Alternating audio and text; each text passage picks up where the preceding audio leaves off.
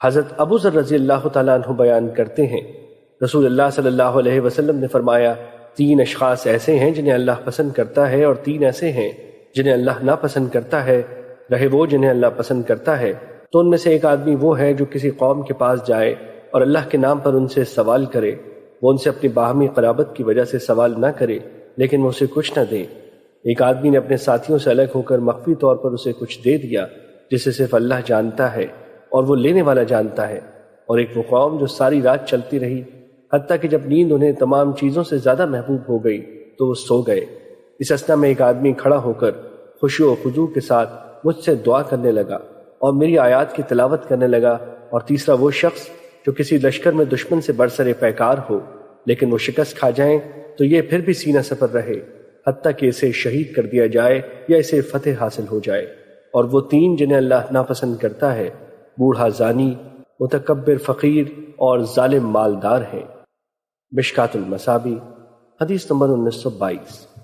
حضرت انس رضی اللہ تعالیٰ عنہ بیان کرتے ہیں، رسول اللہ صلی اللہ علیہ وسلم نے فرمایا، جب اللہ نے زمین پیدا فرمائی تو وہ ہلنے لگی، تو پھر اس نے پہاڑ پیدا کیے اور انہیں اس زمین پر رکھنے کا حکم فرمایا تو وہ ٹھہر گئی۔ فرشتوں کو پہاڑوں کی شدت پر تعجب ہوا تو انہوں نے عرض کیا، رب جی، کیا تیری مخلوق میں پہاڑوں سے شدید تر کوئی چیز ہے؟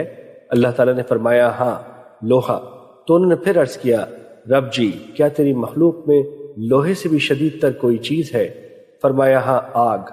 انہوں نے عرض کیا، کیا تیری مخلوق میں آگ سے بھی شدید تر کوئی چیز ہے؟ فرمایا، ہاں، پانی۔